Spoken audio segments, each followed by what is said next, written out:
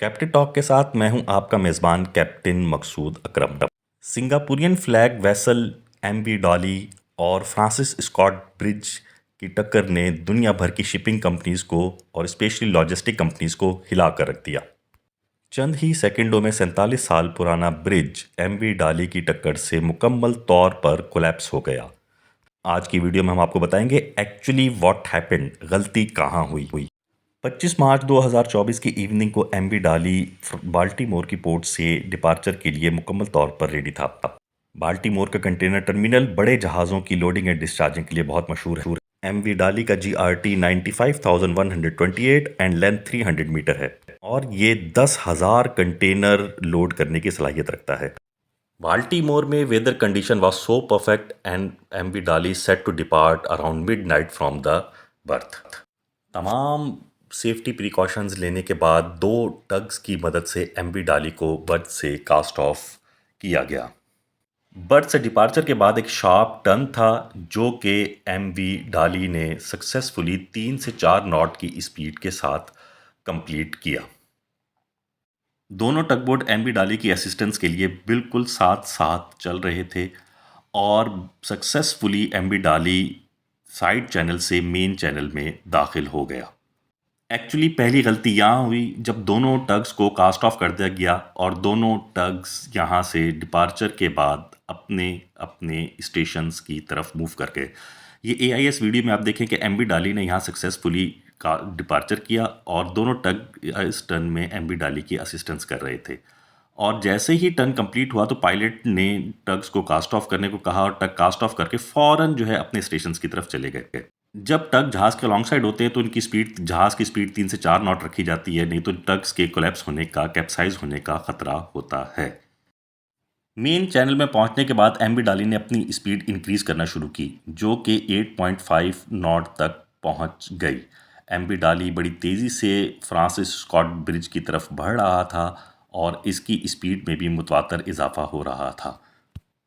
Main channel में MV डाली के साथ कोई भी स्कॉट टग नहीं था और किसी को वहमो गुमान भी नहीं था कि कुछ देर बाद एमवी डाली पर ब्लैकआउट होगा और जिसका नतीजा ये होगा कि एमवी डाली फ्रांसिस स्कॉट ब्रिज से जा टकराएगा। जब एमवी डाली पर ब्लैकआउट हुआ तो पायलट्स ने फ़ौरन पोर्ट कंट्रोल को इन्फॉर्म किया कि जहाज़ पर ब्लैकआउट हो गया है, असिस्टेंस के लिए टग भेजे जाएं और उस वक्त दोनों टग वापस असिस्टेंस के लिए एमवी डाली की तरफ रवाना हुए। तब तक एमवी डाली कर्टिस बे चैनल की एंट्रेंस पर पहुंच चुका था और वहां के करंट ने एमवी डाली को स्टारबोर्ड साइड पर टर्न करने पर मजबूर कर दिया। एमवी डाली अपना स्टेयरवे पहले ही खो चुका था और वो फ्रांसिस स्कॉट ब्रिज के पिलर से जा टकराया। जैसा कि आप इस वीडियो में देख रहे हैं कि टग्स एमवी डाली की तरफ बढ़ रहे हैं, लेकिन अब बहुत देर हो चुकी थी। ज़रा सी नेग्लिजेंस एक बहुत बड़े नुकसान का सद्देबाब बन चुकी थी। अगर ये स्कॉट टग इस वक्त एमवी डाली के साथ ब्रिज और नियर बाय आइलैंड तक मौजूद होते जो कि उनकी ड्यूटी भी थी, तो शायद ये एक्सीडेंट नहीं होता। मोटर वेसल डाली का एक ऐसे पॉइंट पर ब्लैकआउट हो जाना जहां पर एक चैनल की एंट्रेंस का मीटअप हो और करंट की वजह से जहाज़ का स्टारबोर्ड साइड पर मुड़ना और मेन चैनल से जहाज़ का ड्रिफ्ट होकर बाहर निकलना और बिल्कुल पिलर की तरफ हेड करना बिल्कुल एक हादसाती इत्तफाक है और कुछ ही देर बाद एमवी डाली का पिलर से जाकर टकरा जाना। नॉर्मली ऐसे चैनल्स के एंट्रेंस पर स्कॉट टग लाजमी रखा जाता है और बड़ी एहतियात से काम लिया जाता है। माहिर पायलट अपोजिट साइड पर हेल्प्स देकर ऐसे चैनल के एंट्रेंस क्रॉस करते हैं।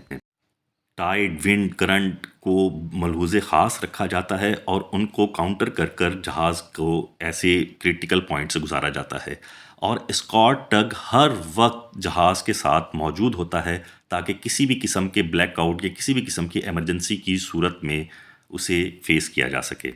95,000 टन का हैमर एमवी डाली की सूरत में जब फ्रांसिस स्कॉट ब्रिज के पिलर से टकराया तो फ्रांसिस स्कॉट ब्रिज इतनी ज़ोरदार टक्कर बर्दाश्त न कर सका और चंद ही सेकंडों में मुकम्मल तौर पर कोलैप्स हो गया, जिसके नतीजे में कई प्रीशियस जानों का भी लॉस हुआ और ट्रिलियंस ऑफ डॉलर्स की इन्वेस्टमेंट भी बिल्कुल बेसूद चली गई और बाल्टीमोर पोर्ट मुकम्मल तौर पर सीज हो गई।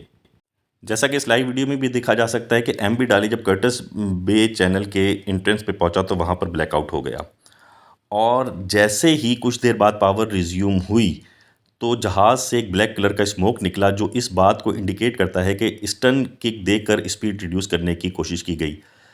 बहुत सारे कंटेनर जहाज़ स्टन किक देने से स्टारबोर्ड साइड पर उनकी मूवमेंट बाव की मूवमेंट होती है जिसने मज़ीद हेल्प किया बाव को स्टारबोर्ड साइड पर मुड़ने पे और जो लॉन्गेस्ट स्पैन से सेफली पास करता हुआ जहाज़ जो है फ्रांसिस स्कॉट ब्रिज के पिलर से जा टकराया और ये इतना ज़ोरदार बैंग था कि फ्रांसिस स्कॉट ब्रिज जो है वो इसको बर्दाश्त ना कर सका और जिसके नतीजे में देखते ही देखते ये कंटिन्यूस लेंथ ब्रिज एकदम चंद ही सेकंडों में ज़मीन पर गिर गया और कई लोग जो थे वो अपनी जान से हाथ धो बैठे।